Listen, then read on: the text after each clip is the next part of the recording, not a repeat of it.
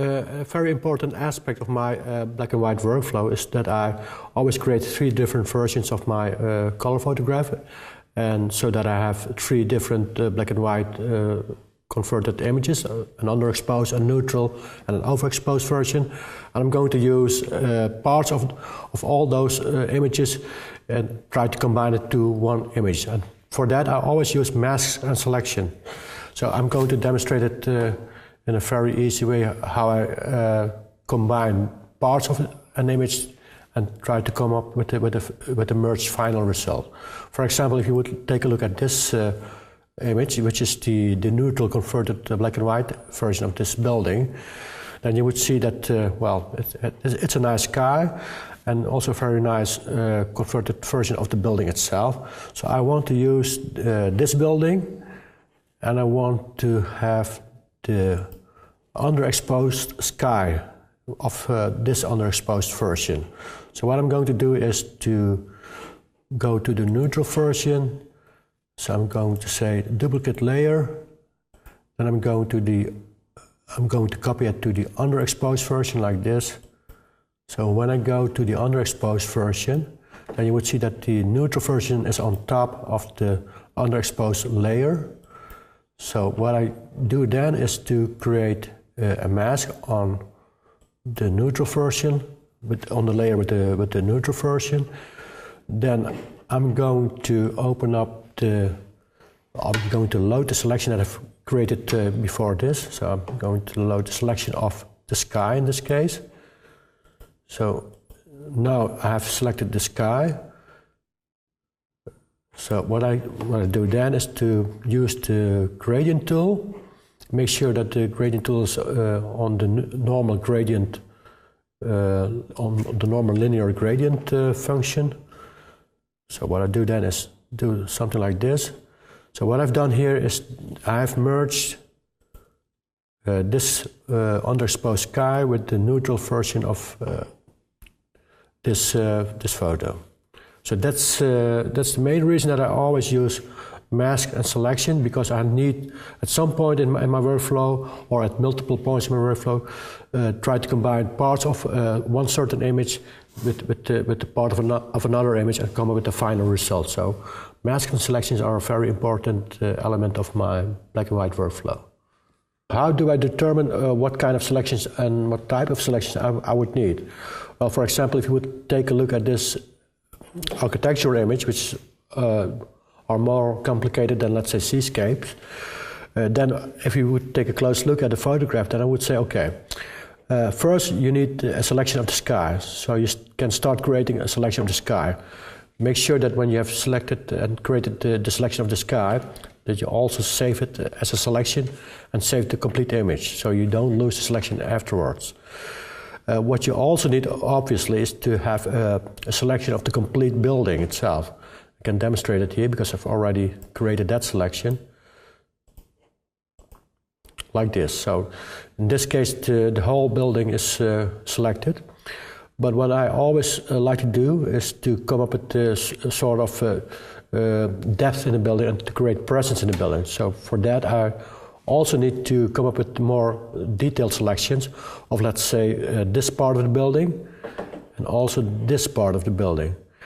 And in this case, because the reflections are very dominant in this photograph, I would also need a selection of the reflections only. So I've also created them. I can show them to you here. First, the left part of the building. Because when I create only a selection of the left part of the building, then I can come up with a very good, let's say, use of the gradient tool by making this part lighter and this part darker. So I need to isolate this part of the building to come up with a very good end result. And the same I've done for the right side of the building, like this. So I've created them already. And also for the reflections. So I've separated them in a reflection for the right side of the building and a selection for the left side of the building. So this is, well, in this case I only have 6 selections, because this is a very straightforward architectural image. But I've also created selections for my more complicated bridge shots, for example, for which I've created 60 selections, for example. So I've selected each separate cable of the bridge separately, and created and applied a different black and white conversion on each one of the cables, and I handled them in a very separate way. So before you create the selections, make sure that you already know what you want to have selected. And in most cases for architectural images, that's the sky, it's the building, and parts of the building. So that's the most important thing you have to take in mind when you create all the selections. So now you've seen how I use all the masking selections. And to finish this off, I can give you some tips about creating all the selections, and especially how to create more accurate selections. What I always like to use is to use my Wacom tablet, which is this one. It's the medium size, and with this tablet and pen, I can, for example, go to a selection that I've already created, a very rough selection. Then I always go to the quick edit mode, and then you can zoom in to, let's say, 800%, and then come up with a very detailed selection of the part that you want to have selected. So that's one important tip. Try to make a very accurate selection using the quick edit mode and using your Wacom tablet and your pen, because for me it's very hard to live without those things to create very accurate selections. You will note that your selection hasn't been done very accurately, because what you will see then in your image is, especially with the architectural images, is a sort of a white line, a white halo around the building.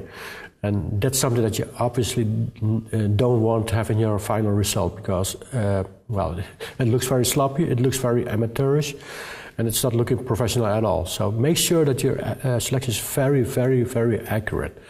And actually, most of the time that I spend on working on an image is not only by establishing my vision and working on my vision and to come up with the final end result, which is a reflection of my artistic vision, but most of the time it's just very hard work and creating all the very accurate selections. And that often means just zooming into the image, and with the image enlarged up to 800%, sometimes even 1200%. But if you invest lots of time in that part, then you will note, and then it will, at some point in time, it will pay off. Especially for the end result, it will pay off a lot.